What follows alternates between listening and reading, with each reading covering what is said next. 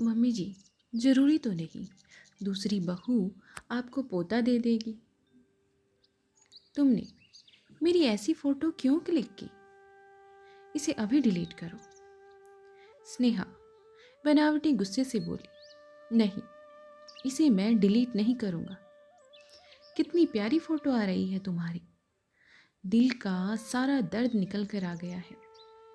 लेकिन तुम अपने चेहरे को इस दर्द से दूर रखने की पूरी कोशिश कर रही हो। इस फोटो को तो मैं हमेशा अपने दिल के पास रखूंगा। तुम्हारी याद मेरे दिल से कभी नहीं जा सकती। स्नेहा, मुझे छोड़कर मत जाओ। नीलेश बोला। स्नेहा और नीलेश की शादी को अभी 1 साल ही हुआ था। अरेंज मैरिज थी, लेकिन दोनों बहुत खुश थे, एक दूसरे को अपना जीवन साथी बनाकर। दोनों को देखकर लगता था जैसे दोनों एक दूसरे के लिए ही बने हों।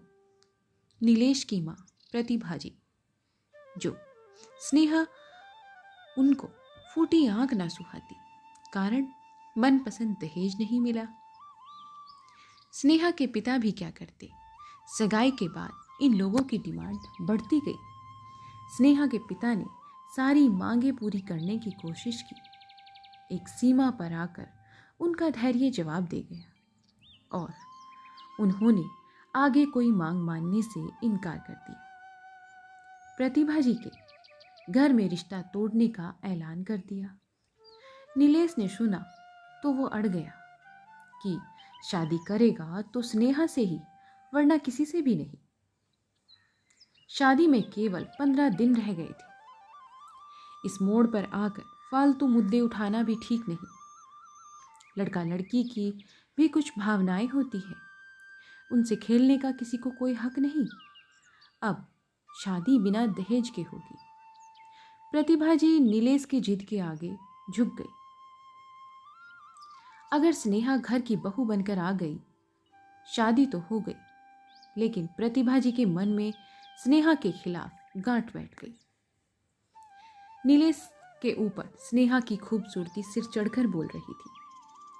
हो भी क्यों ना, स्नेहा जितनी सुंदर थी, उससे कहीं ज्यादा उसका दिल भी इतना ही खूबसूरत था। वो प्रतिभा जी से अपने रिश्ते को सुधारने की पूरी कोशिश कर रही थी। इसी बीच एक दिन ऑफिस से लौटते समय स्नेहा का एक्सीडेंट हो गया, जिसका असर ये हुआ कि स्नेहा कभी मां नहीं बन सकती। अब तो प्रतिभा जी ने घर में हंगामा खड़ा कर दिया। मेरे बेटे का अंश कैसे आएगा, उसका वंश कैसे चलेगा, मैं पोते का मुंह कभी नहीं देख पाऊंगी। रोज रोज कलेश करके उन्होंने बात दोनों के तलाक तक की कर दी। एक दिन प्रतिभा जी नीलेश को अपनी कसम दे देगी, तू अभी इसके घर छोड़कर आएगा, वरना मेरा मरा मुंह देखेगा। स्नेहा बोली, मम्मी जी ठीक कह रही हैं आप। मेरे साथ रहने से आप कभी भी पिता नहीं बन पाओगे। आप इस सुख से वंचित रह जाओगे। आप किसी और से दूसरी शादी कर लीजिए। हमारा साथ यहीं तक का था। आप मम्मी जी की बात मान जाओ। नीलेश तैयार नहीं था तलाक के लिए। उसने बच्चा गोद लेने का प्रस्ताव रखा, लेकिन प्रतिभा जी मानने को तैयार ही नहीं थी। आज जब प्रतिभा जी अपनी जिद पर ज्यादा अड़ गई, तो स्नेहा ने नीलेश को मना लिया कि वो उसे मायके छोड़ आए। स्नेहा ने सोचा था कि मायके जाकर कुछ समय बाद वो खुद तलाक की बात उठा ले। नीलेश स्नेहा को मायके छोड़ने जा रहा था। रास्ते में जाम लगा हुआ था। स्नेहा अपनी किस्मत को सोचकर परेशान थी। वो आंख बंद करके बैठ गई। मेरी ही किस्मत ऐसी क्यों, मैं भी नीलेश के बिना नहीं रह सकती। सासू माँ, ऐसे कैसे 7 वचनों का रिश्ता पल भर में तोड़ा जा सकता है। लेकिन मैं क्या करूं, जब सासू माँ को पोता चाहिए और मैं माँ नहीं बन सकती। नीलेश ने उसी समय उसकी फोटो क्लिक कर ली। मत जाओ स्नेहा, तुम्हारे बिना मैं अधूरा हूँ। मैं तुम्हारे बिना जी नहीं सकता। अगर तुम सोच रही हो कि तुम मुझे तलाक दे दोगी और मैं दूसरी शादी कर लूँगा, तो आज मैं कसम खाता हूँ, चाहे मैं मर जाऊँ, लेकिन दूसरी शादी कभी नहीं करूँगा। और इस जन्म में तो क्या, मैं अगले जन्म में भी तुम्हारे अलावा किसी से शादी नहीं करना चाहूँगा। ऐसा मत बोलो। मैं भगवान से प्रार्थना करूँगी, अगले जन्म में हम जरूर एक होंगे।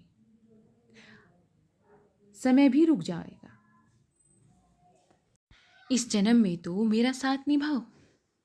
नीलेश की जिद पर स्नेहा ने हथियार डाल दी। नीलेश ने गाड़ी वापस घर की तरफ मोड़ दी। घर पहुंचकर स्नेहा को देखकर प्रतिभा जी बोलने को लगी, तो उनसे रुका नहीं जाता। दूसरा पहिया उस पहिए का सहारा बन जाता है। माँ जी, अगर मैं किसी काम की नहीं हूं तो क्या आप मुझे फेंक देंगी? माँ, गाड़ी दो पहियों पर चलती है। अगर एक पहिया खराब हो जाए तो दूसरा पहिया सहारा बनता है। इस तरह रिश्ते नहीं तोड़े जाते। आपने अपने मन में अरमान तो बता दिए, लेकिन जिसकी जिंदगी है उसके अरमानों का क्या? अगर मैं दो सदस्यों की घर में आपस में नहीं बनती तो उनमें से एक को क्या घर से निकाल देना उसका समाधान है?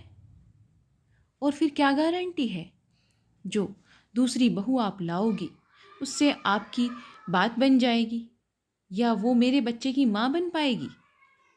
कितने घर ऐसे हैं जो दूसरी शादी करके भी खुश नहीं हैं। मम्मी, सोचिए, यही कमी अगर आपके बेटे में आ जाती और स्नेहा मुझे तलाक देने के लिए कहती तो आपको कैसा लगता? मम्मी, बच्चा तो हम गोद भी ले सकते हैं, लेकिन किसी का दिल दुखाकर हम कभी खुश नहीं रह सकते।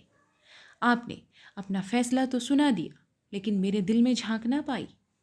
मैं स्नेहा के अलावा कभी किसी से दूसरी शादी नहीं करूँगा। अगर आपने दूसरी शादी की जिद की तो आप मेरा मरा मुंह देखेंगे। मम्मी, कम से कम अपनी बेटे की इच्छा तो समझी होती। रही आपकी कसम की बात, मैं स्नेहा को लेकर इस घर से बहुत दूर जा रहा हूँ। स्नेहा इस घर में कभी नहीं आएगी। ऐसे आपकी कसम भी पूरी हो जाएगी और हम दोनों अलग भी नहीं होंगे।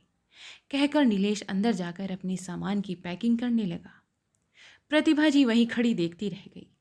अब उनके पास कहने को कुछ भी नहीं था, क्योंकि अपनी कसम देकर वो कुछ कहने का रास्ता पहले ही बंद कर चुकी थी।